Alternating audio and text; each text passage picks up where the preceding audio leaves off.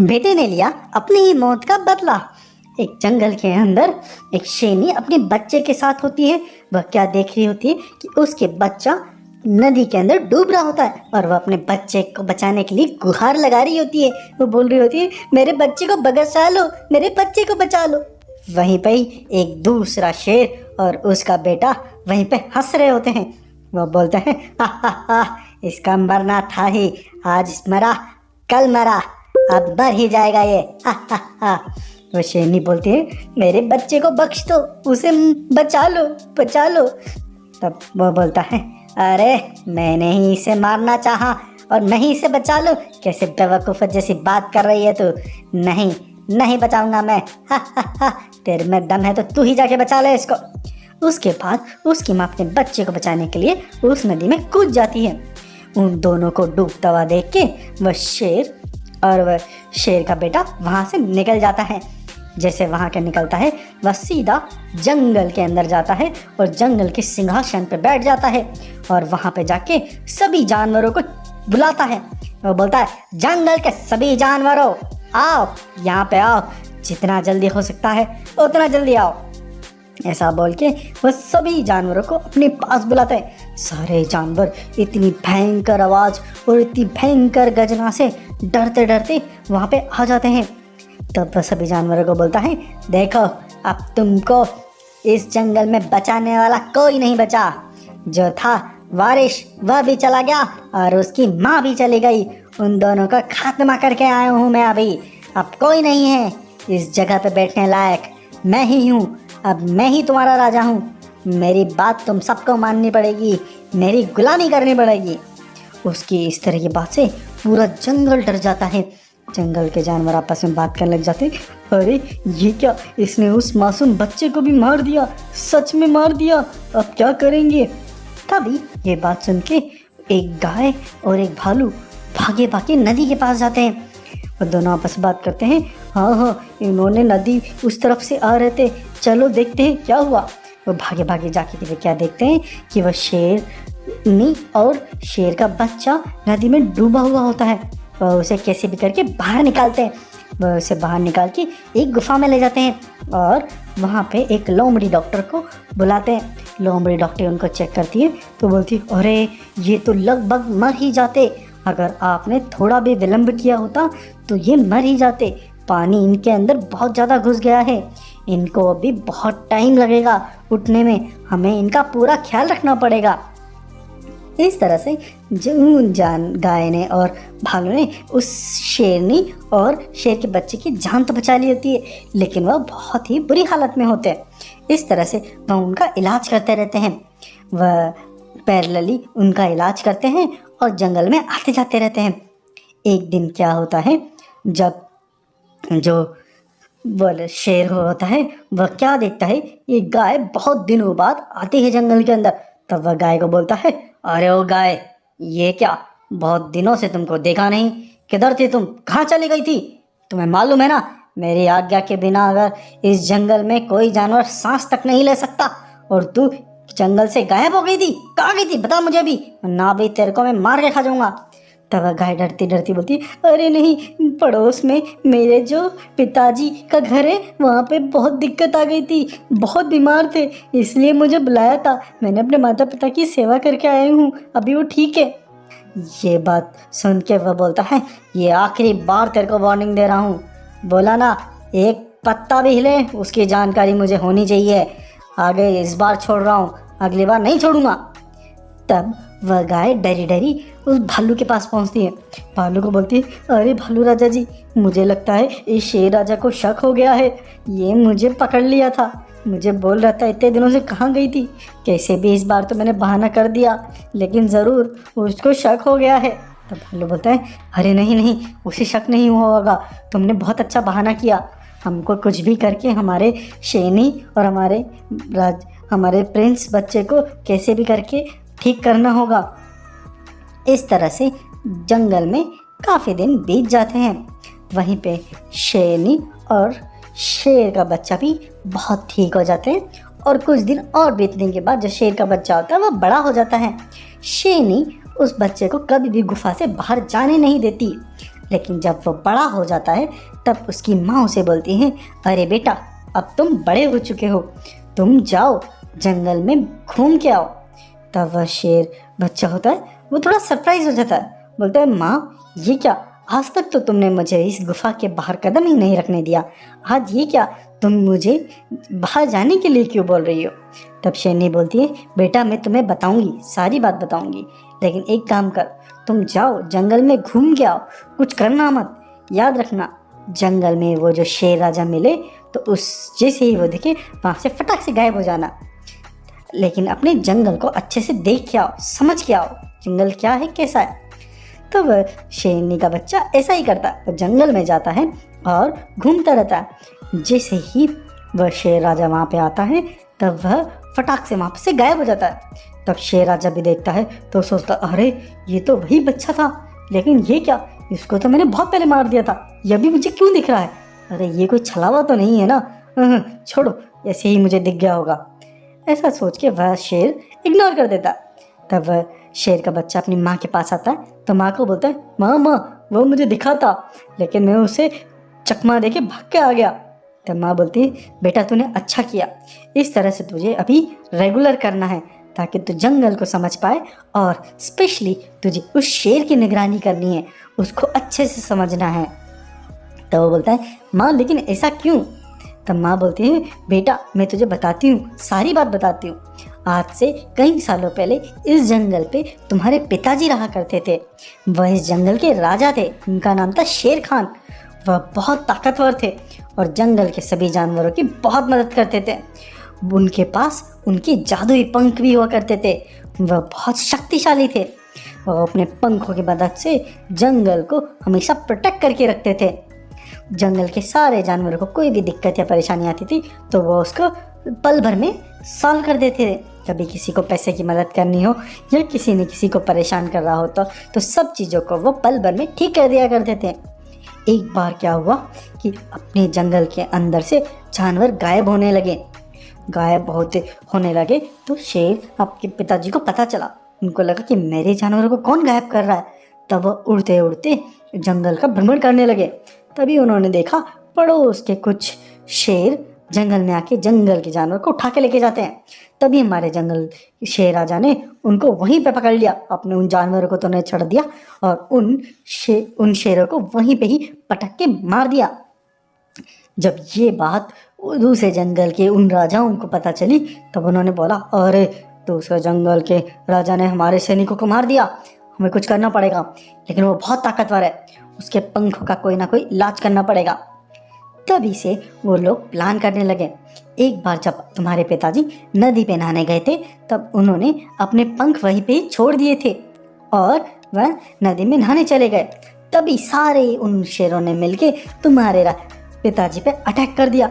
उन सब ने मिलके कम से कम 20 से 25 शेरों ने मिलके तुम्हारे पिताजी अकेले पे वार किया। तुम्हारे पिताजी उन सब का सामना नहीं कर पाए और वहीं पे ही ढेर हो गए। उसके बाद वह पंख जब मुझे पता चला कि वह नदी के किनारे पे हैं तो मैं भागी भागी उन पंखों को लेके आ गई। उसके बाद से उन पंखों को मैं हमेशा अपने पास रखती रही और जंगल को प्रोटेक्ट करती रही। जंगल को कोई कुछ ना करे इस चीज़ का मैंने पूरा ध्यान रखा। कोई भी दूसरे जंगल का जानवर मेरे जंगल में आने से कतराता था। लेकिन एक बार क्या हुआ, जब तुमको बहुत बीमार हुए तब तुमको वेद के पास लेकर गई मैं। तब उस वेद की भूसा में दूसरे जंगल का एक जानवर होता है, उसने बोला कि अरे ये बाप का बच्चा बहुत बीमार है, उसके लिए आपको एक काम करने पड़ेगा, आपके जो पंख है उनको आपको देवी को चढ़ाना पड़ेगा, उससे आपका बच्चा ठीक हो जाएगा। इसलिए मैंने उन पंखों को देवी माता के चढ़ा दिया। जैसे मैंने वो देवी माता के चढ़ाया तो उन्होंने तो उन पंखों को लेके वो लोग वहाँ से भाग गए। तब से वह पंख गायब हैं। और जब मैं नदी के किनारे बैठी थी तभी वो शेर और शेर का बेटा वहाँ पे आ गया और उसने तुझे धक्का दे दिया नदी में और मैं भी तुझे बचाने के लिए नदी में कूद गई। और लेकिन भला हो हमारे जंगल के जानवरों का, उन्होंने हमें बचा लिया। लेकिन अब वक्त आ गया है बेटा, अब तुम बड़े हो चुके हो, अब तुम्हें अपने पिताजी का बदला लेना होगा, उसको सबक सिखाना ही होगा। लेकिन उससे पहले हमें तुम्हारे पंख जो अपने घर के पंख है उनको लेके आना पड़ेगा, नहीं तो वह उन पंखों से बहुत ताकतवर है। इस चीज़ के लिए वो जो शेर बोलता है, माँ तुम इसकी चिंता मत करो, मैंने पूरे जंगल का चप्पा चप्पा छान मारा है, मुझे पता है वो पंख कहाँ है। उन शेरों ने उन पंखों को पहाड़ी की गुफा के अंदर छुपा के रखा है, मुझे पता चल गया क्योंकि मैंने उनको बात करते हुए सुना था। तब ये शेर छुपता छुपाता पहाड़ी पे चला जाता है। पहाड़ी पे जैसे ही वो जाता है तभी वहाँ पे उसे 4-5 शेर मिलते हैं। वो शेर बोलते हैं, अरे तुम इधर कहाँ से आ गए? तब वो बोलता है, मैं कोई नहीं, मैं तुम सबका काल हूँ, मैं तुमको अभी ख़त्म कर दूंगा। उसके बाद वह शेर उन सब पे अटैक कर देता है। उन सब पर अटैक करने के बाद उन सबको ख़त्म कर देता है। उसके बाद वो गुफा में जैसे ही पहुँचता है उसे वह पंख मिल जाते हैं। वो पंखों को पहन के उड़ता हुआ अपनी माँ के पास आता है और माँ को बोलता है, माँ देखो हमें हमारे पंख मिल गए, हमारे पंख मिल गए, चलो अब हम उस शेर को नहीं छोड़ेंगे। उसके बाद वह वहाँ पे जंगल में जाता है। जंगल में वह जाता है तब शेर उसको देखता है तो फिर से शेर को लगता है, अरे मुझे फिर से छला हुआ है, मैं अपनी आँख बंद कर लेता हूँ, पीछे मुड़ जाता हूँ। वह पीछे मुड़ जाता है। फिर जैसे थोड़ी देर के बाद वापस वह मुड़ता है तो क्या देखता है, उसकी माँ और वह शेर दोनों वहाँ पे होते हैं पंखों को लेके। तो वो उसको पंखों को देख के डर जाता है। वो बोलता है, अरे मुझे छोड़ दो, मुझे छोड़ दो, तुम जिंदा हो, लेकिन तुम जिंदा कैसे हो, मुझे माफ़ कर दो। उसके बाद ये प्रिंस शेर उसको पकड़ के जंगल के बीचों बीच ले जाता है और वहीं पे बोलता है, जंगल वासियों, इसने कई दिनों से तुम सब पे अत्याचार कर रखा था, अब इसका आखिरी दिन आ चुका है। इसने मेरे पिताजी को भी मारा था छल कपट से और मेरी माता और मुझे भी मारने की कोशिश करी, लेकिन अब इसका आखिरी समय आ चुका है, इसको मैं अब नहीं छोड़ूंगा। उसके बाद ये पंखों वाला प्रिंस शेर उस पर अटैक कर देता है, उस पर वही मार देता है उसको। तभी वहाँ पे उसका बेटा भी आता भागा भागा। वो बोलता, अरे तेरी हिम्मत कैसे हुई मेरे पिताजी पे हाथ लगाने की, मैं तुझे नहीं छोड़ूंगा, तुझे मार दूंगा। उसके बाद वह बोलता है कि तूने भी मुझे मारने में पूरा हाथ निभाया था, मेरी माँ को तूने ही धक्का दिया था पानी के अंदर, मैं तुझे नहीं छोड़ूंगा। वह अब उसके बच्चे पे भी अटैक कर देता प्रिंस उसके बच्चे को भी वहीं पे मार देता। उसके बाद उन दोनों को ख़त्म करने के बाद ये जंगल के वापस से राजा बन जाता है। वह अपनी माँ को उस जंगल की महारानी बनाता है और खुद उस जंगल का सेनापति बन के जंगल की रक्षा करने लग जाता है। सारे जंगली जानवर अपने नए सेनापति और जंगल की रानी को फिर से पाके बड़े खुश होते हैं। वह सब बोलते हैं, अब से हमारा जंगल सुरक्षित रहेगा, हमारे जंगल के सबसे शक्तिशाली सेनापति हैं और हमारे जंगल को चलाने वाली हमारी शेर रानी भी आ गई है, अब हमको किसी से डरने की कोई ज़रूरत नहीं है। उसके बाद जंगल खुशहाली अपनी ज़िंदगी जीने लग जाता है। इस तरह से इस कहानी का होता है रंगीन शेरों की रानी। एक आसमान के अंदर 5 रंगीन शेर होते हैं। वो 5 रंगीन शेर आसमान पे एक चट्टान के ऊपर एक मणि की रक्षा कर रहे होते हैं। वह बड़ी जादुई मणि होती है। उस मणि की रक्षा करते हुए वापस में बातें करते हैं, अरे हमारी इस मणि की शक्तियों को धारण करने वाला हमारा सरदार कब आएगा, हमें उसकी बहुत प्रतीक्षा है।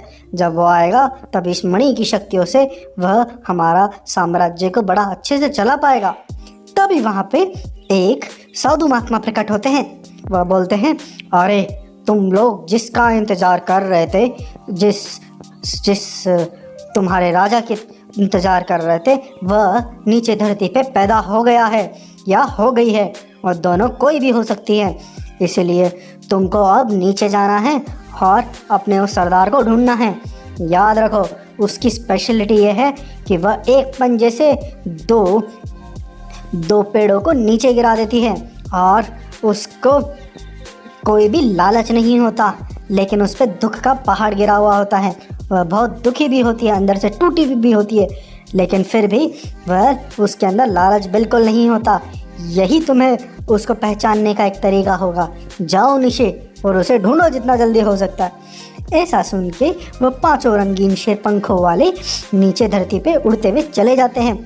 वहीं पे ही धरती पे क्या होता है कि एक जंगल के अंदर एक राजा होते हैं। वह राजा बड़ा ही मेहनती होता है और जंगल की बड़ी सेवा करता है और वह बहुत महान भी होता है। वहीं पे उसकी जो बीवी होती है वह प्रेग्नेंट होती है, लेकिन किसी वजह से आज क्या होता है कि उसकी बीवी घायल पड़ी होती है।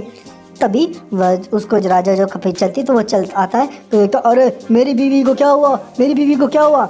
तभी वहाँ पे जो डॉक्टर हाथी होते हैं वो बोलते हैं, अरे राजा साहब बहुत दुखद खबर है कि आपकी बीवी नहीं रही। तब उस शेर को तो बहुत धक्का लगता है। वो शेर बोलता है, अरे मेरी बीवी प्रेग्नेंट भी थी, मेरा बच्चा या मेरी बच्ची कहाँ है। तब वो हाथी बोलता है, अरे शेर राजा जी, जब मैं आया तब आपकी बीवी मरी हुई थी और बच्चा पता नहीं कहाँ है, किधर गया। ये चीज़ सुन के तो शेर राजा को तो धक्का लगता है। शेर राजा अपनी बीवी के मरने के गम के अंदर अपनी गुफा के अंदर बैठ जाता है। वह सारे काम काज छोड़ देता है, वह जंगल को भी भूल जाता है। उसके भूलने के बाद जंगल के अंदर ही एक शेरनी होती है, रूपा शेरनी। वह रूपा शेरनी उसके राजा के शांत होने के बाद वह जंगल का ख्याल रखने लग जाती है। वह जंगल के सभी जानवरों को खाना देती है और वह एक कुएं से पानी निकालने का भी इंतज़ाम करती है ताकि जंगल के जानवरों को पानी मिल सके। जंगल के जानवरों का इतनी सेवा करती रहती है कि सारा जंगल उससे बहुत खुश होता है। तभी वहाँ पे जो सबसे समझदार घोड़ा होता है वो बोलता है, अरे ये शेरनी, रूपा शेरनी कितनी अच्छी है, जंगल का कितना अच्छे से ख्याल रखती है। और वहीं पे जो हमारे राजा हैं, अपनी बीवी के मरने के बाद वह तो गम में एकदम डूब गए हैं। हमारे राजा को भी इस गम से बाहर निकालना पड़ेगा। मेरे पास एक आइडिया है, क्यों ना हम रूपा रानी की शादी हमारे जंगल शेर राजा से कर दें। इससे वो महारानी भी बन जाएगी और हमारे राजा भी सही अपने दुख भरे ज़िंदगी से बाहर निकल पाएंगे। उसके बाद हमारा जंगल सही से चल पाएगा। इस प्रस्ताव को लेके सब लोग राजा के पास पहुंचते हैं और रूपा को भी मना लेते हैं। शेर राजा को काफ़ी मिन्नतें करने के बाद शेर राजा भी इस चीज़ से मान जाता है।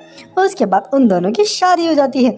उन दोनों शादी होने के बाद जंगल में तो जैसे खुशहाली आ जाती है। जंगल अपने आप फल फूल के आगे चल रहा होता है। वहीं पे दूसरी एक जगह पे क्या होता है कि एक काले कलर की शेरनी जंगल में घूम रही होती है। वह घूमती घूमती जब नदी के पास पहुंचती तो वहाँ पे 2 पेड़ होते हैं। वो अपना पंजा लगा के उन पेड़ों को नीचे गिरा देती है और चली जाती है। वह आगे जाती है तो वह एक घर के अंदर चली जाती है। उसको ऐसा जाते हुए वह रंगीन शेर उड़ते हुए देख लेते हैं। तभी वह वहाँ पे नीचे उतर जाते हैं और नॉर्मल से शेर का रूप धारण कर लेते और अपने पंख भी वो गायब कर देते हैं। उसके बाद वह उस घर के अंदर पहुंचते तो वह क्या देखते हैं कि वहाँ पे एक भालू होती है। वह भालू पशु पक्षियों का व्यापार करती है और जंगल से पशु पक्षियों को लेके आती है और उनको खाना पीना खिलाती रहती है। इस तरह से अपना जीवन बसर करती है। तभी वह जो 5 शेर होते हैं उस भालू को बोलते हैं, अरे भालू जी, हम बहुत दूर से आए हैं, रास्ता भटक गए, क्या हम आपके यहाँ पे रात बिता सकते हैं। तब वह भालू बोलती है, हाँ हाँ क्यों नहीं, आप बिता सकते हो। और वह उनको खाना भी देती है। खाना खाने के बाद वह लोग सो जाते हैं। जब वह सुबह उठते हैं तो वह क्या देखते हैं कि जो शेरनी होती है वह भी उठ जाती है और काम के लिए निकल जाती है। वह भालू को बोलते हैं, अरे ये शेरनी अभी काम के लिए निकल गई, ये कौन है, इसके बारे में कुछ बताओगे, आप तो भालू और वो शेरनी है। तब भालू बोलते हैं, अरे आपको मैं क्या बताऊं, ये जो शेरनी है ये मेरी बेटी की तरह है। ये मैं जब बहुत पहले ये मुझे एक कचरे के डिब्बे के पास मिली थी। जब मैंने इसको देखा तो मुझे लगा, अरे राम, इसको तो किसने कचरे के डिब्बे के पास फेंक दिया, कौन इतना निर्दयी हो सकता है। मैं इसे अब अपनी बेटी की तरह पालूंगी। मैं इसको अपने पास लेके आ गई और फिर इसका मैंने खूब पालन पोषण किया। हम दोनों बड़े प्यार से रहे। लेकिन जंगल में जब मैं इसके साथ रहती थी तो इसके काले कलर की वजह से जंगली जानवर बड़ा ही तंग करते थे। एक बार लोमड़ी आके मुझे बोलती है, अरे ये तो किसको लेके आ गई, ये भी तुझे इसकी शादी भी करनी पड़ेगी, और कौन इसे शादी करेगा, ये कितनी काली कलूटी है, तू भी भालू इसके चक्कर में पागल हो रखी है। इन सब लोगों के इस तरह के ताने सुन के मुझे बहुत बुरा लगा, इसलिए मैं जंगल के इस कोने में आ गई जहाँ पे कोई भी आता जाता नहीं है। मैं अपने बच्चे के साथ यहाँ पे बड़ी खुश हूँ। इस तरह से भालू का और उसका जीवन चल रहा होता है। तभी जो रंगीन शेर अपने पंखों लेके और रंगीन शेरों का रूप धारण करके उस शेरनी के पास पहुंच जाते हैं और उस शेरनी को बोलते हैं, अरे उस शेरनी, हम तुम्हें बहुत सारा सोना और बहुत सारी असरफियाँ देंगे, तुम इसके लायक हो। लेकिन तुम्हें एक काम करना पड़ेगा, वो जो तुम्हारी भालू माँ है तुम्हें उसे मारना होगा। अगर तुमने उसको मार दिया तो हम तुम्हें असीम शक्तियाँ दे देंगे। ये जो काली शेरनी होती है वैसे मन से बड़ी दुखी होती है, क्योंकि अकेलेपन से वैसे तंग आ चुकी होती है। वो बोलती है, ये सोने फसरफिया मेरे लिए कोई मायने नहीं रखती, मेरी माँ मेरे लिए सब कुछ है। मैं अपनी माँ के लिए ऐसा कुछ नहीं करूँगी, और याद रखना, मेरी माँ के खिलाफ अगर आगे बढ़ने की कोशिश करी तो मुझसे बुरा कोई नहीं होगा, तुम 5 ही क्यों ना हो, मैं तुम 5 से लड़ भिड़ूंगी। उसकी ये बात सुन के पांचों शेर बोलते हैं हाँ हाँ ये वही है, पक्का ये वही है। इसको दुख है लेकिन फिर भी ये पैसे के लालच में नहीं है, ये अपने कर्तव्य के लिए बिल्कुल परिपूर्ण है, यही हमारी सरदार बनेगी। उसके बाद वो उड़ते हुए शेर उसको बोलते हैं अरे आप हमारी सरदारनी हैं, हमने आपका ही कितने टाइम से इंतजार था, कृपया करके हमारे साथ चले और मणि को धारण करें। उसके बाद वो उसको लेके अपने हवा में जो उनका एक पठार होता है वहाँ पे ले जाते हैं। उस मणि को जैसे ही वह धारण करती है तो उसके अंदर तो असीम शक्ति आ जाती है, उसके सर पे भी एक मुकुट आ जाता है जो कि बहुत ही सुंदर होता है, वह बहुत ही शक्तिशाली शेरनी बन जाती है। तो उसके बाद वो उड़ के वापस अपनी भालू माँ के पास पहुँचती है, अपनी भालू माँ को बोलती है भालू माँ मैं देखो मैं वहाँ की सरदारनी बन चुकी हूँ, अब मैं चाहूँ तो आपको बहुत सारा सोना दे सकती हूँ, लेकिन मैं ऐसा नहीं करूँगी क्योंकि अगर मैं ऐसा करूँगी तो ये गलत होगा। इसलिए मैं अभी आपको किसी भी तरह की कभी भी कोई परेशानी होगी तो मैं उसका हमेशा समाधान निकालूंगी। आप ये मणि रखिए, इस मणि को जब भी आप कहीं पे भी रगड़ेंगे तो मैं उसी समय इमिडिएटली आपके पास आ जाऊंगी। ऐसा बोल के वह काली शेरनी वहाँ से चली जाती है। और फिर जब वह जो भालू ऐसे सोचते सोचते जंगल में पहुँचते हैं तो वह क्या देखती है कि जंगल के एक किनारे पे एक शेरनी, वही रूपा शेरनी दैत्यकारी राक्षस से बात कर रही होती है।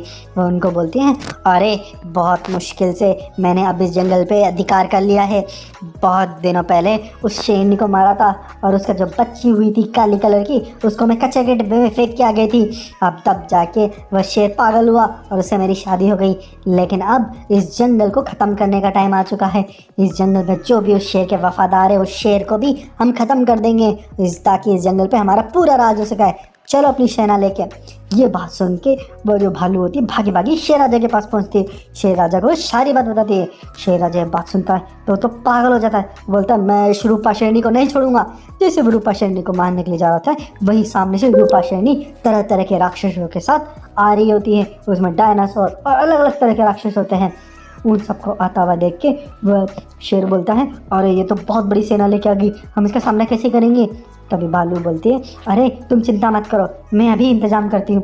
तब वह भालू उस मणि को लेके रगड़ती है, जैसे वह उसको रगड़ती है तो वही हवा में से उसकी जो शेरनी काले कलर की होती है और उसके रंगीन शेर अपनी सेना लेके वहाँ पे आ जाते हैं। उसकी सेना लेके आने के बाद वो बोलते क्या हुआ माँ, आपने मुझे आह्वान किया। तब उसकी माँ बोलती है अरे देखो वह जो शेरनी है रूपा शेरनी तरह तरह के राक्षसों पे लेके आ रही है, वो इस जंगल को तबाह कर देगी, तुम्हें बचाना होगा इस जंगल को। उसके बाद वह जो शेरनी होती है अपनी जादुई शक्तियों का यूज करके उन सभी राक्षसों को उसी जगह पे रोक देती है और उन सब राक्षसों को तेल छिड़क के उनको वहीं पे आग लगा देती है। उससे फिर वो सारे राक्षस उसके साथ वो रूपा शेरनी भी वहीं पे मर जाती है। उसके बाद जो भालू होती है सारी बात उस काली शेरनी को बताती है और शेर को बताती है। वो बोलती है शेर राजा जी ये आपकी ही बेटी है और बेटी ये तुम्हारे असली पिता हैं, तुम्हारे पिता के साथ धोखा हुआ था, उस रूपा शेर ने तुम्हारी माँ को मार के तुमको कचरे के डब्बे में फेंक दिया था। उसके बाद तो वो बेटी अपने पिता को पाके बड़ा ही खुश होती है और पिता भी अपनी बेटी को गले लगाता है और बड़ा ही खुश होता है। इस तरह से इस कहानी का होता है हैप्पी एंडिंग। सब्सक्राइब करें और लोगों के साथ शेयर करें। हैप्पी